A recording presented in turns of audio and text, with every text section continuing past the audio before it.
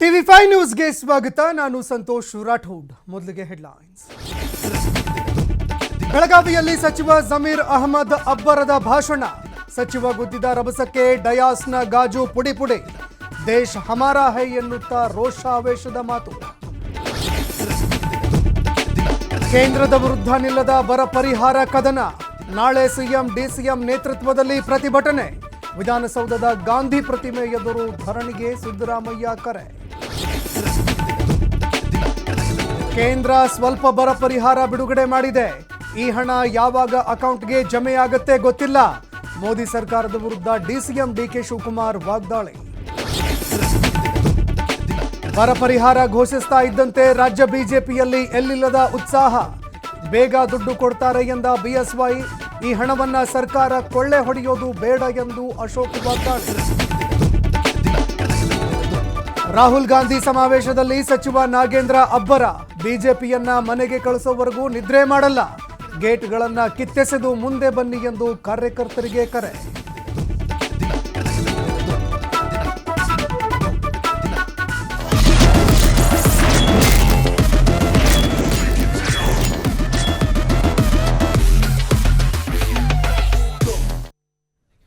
ಉತ್ತರ ಕನ್ನಡ ಲೋಕಸಭಾ ಕ್ಷೇತ್ರದಲ್ಲಿ ಅಂಜಲಿ ನಿಂಬಾಳ್ಕರ್ ಪ್ರಚಾರ ನಡೆಸ್ತಾ ಇದ್ದಾರೆ.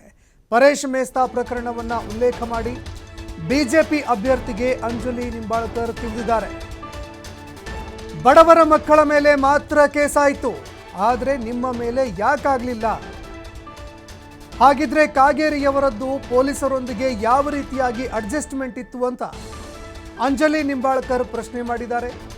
ಯುವಕರನ್ನ ದಾರಿ ತಪ್ಪಿಸುವಂತಹ ಕೆಲಸ ಆಗ್ತಾ ಇದೆ ಅಂತ ಅಂಜಲಿ ನಿಂಬಾಳ್ಕರ್ ಆಕ್ರೋಶ ಹೊರಹಾಕಿದ್ದಾರೆ. ಬಡವರ ಮಕ್ಕಳನ್ನ ದಿಕ್ಕು ತಪ್ಪಿಸುವಂತಹ ಕೆಲಸವನ್ನ ಮಾಡಲಾಗ್ತಾ ಇದೆ, ಯುವಕರನ್ನ ದಿಕ್ಕು ತಪ್ಪಿಸುವಂತಹ ಕೆಲಸ ಮಾಡಲಾಗ್ತಾ ಇದೆ ಅಂತ ಅಂಜಲಿ ನಿಂಬಾಳ್ಕರ್ ವಿಪಕ್ಷದ ವಿರುದ್ಧ ಕಿಡಿಕಾರಿದ್ದಾರೆ.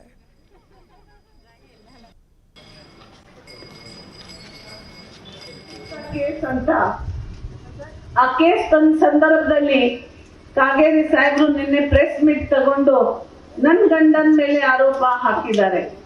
ಏನಂತ, ಇವರು ಗಂಡ ಐಜಿ ಇರ್ತಕ್ಕಂತ ಕಾಂಗ್ರೆಸ್ ಜೊತೆಗೆ ಕೈಗೊಂಬೆ ಆಗಿ ಎಲ್ಲಾ ಹುಡುಗವ್ರ ಮೇಲೆ ಕೇಸ್ ಹಾಕಿ ನಮ್ ಹಿಂದೂ ಧರ್ಮ ಹುಡುಗವ್ರ ಮೇಲೆ ಅನ್ಯಾಯ ಮಾಡಿದ್ದಾರೆ ಅಂತ ಪ್ರೆಸ್ ಮೀಟ್ ಅಲ್ಲಿ ಸಾಹೇಬ್ರು ಮಿನಿಸ್ಟರ್ ಇದ್ದಾರೆ, ವಿವರಣೆ ಅವರೇ ಕೊಡ್ತಾರೆ. ಆದ್ರೆ ನಾನು ಒಂದೇ ಸ್ಪಷ್ಟೀಕರಣ ಕೇಳಲಿಕ್ಕೆ ಬಯಸ್ತೀನಿ ಕಾಗೇರಿ ಅವರಿಗೆ. ತಾವು ಕೂಡ ಈ ಭಾಗದ ಶಾಸಕರು, ತಾವು ಕೂಡ ಹೇಳ್ತಾ ಇದ್ದೀರಾ ತಾವು ಆ ಹೋರಾಟದಲ್ಲಿ ಇದ್ದೀರಾ ಅಂತ. ಯಾಕೆ ಬರೀ ಹಿಂದುಳಿದು ವರ್ಗದು ಹುಡುಗವ್ರ ಮೇಲೆ ಕೇಸ್ ಆಗಿದೆ?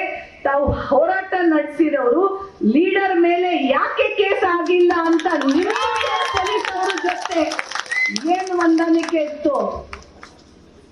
ಏನ್ ಹೊಂದಾಣಿಕೆ ಪೊಲೀಸ್ ಅವ್ರ ಜೊತೆ? ನಿಮ್ ಮೇಲೆ ಯಾಕೆ ಕೇಸ್ ಆಗಿಲ್ಲ ಕಾಗೇರಿ ಅವರೇ? ಬಾಕಿ ಎಲ್ಲ ಹಿಂದೂ ಜನರ ಮೇಲೆ, ಹಿಂದುಳಿದು ಎಲ್ಲ ವರ್ಗದ ಹುಡುಗರ ಮೇಲೆ ಕೇಸ್ ಆಗಿದೆ ಅಂತ ಹೇಳ್ತಾ ಇದ್ದೀರಾ. ಮತ್ತೆ ತಾವು ಹೆಂಗ್ ಬಿಟ್ಟಿದ್ದೀರಾ?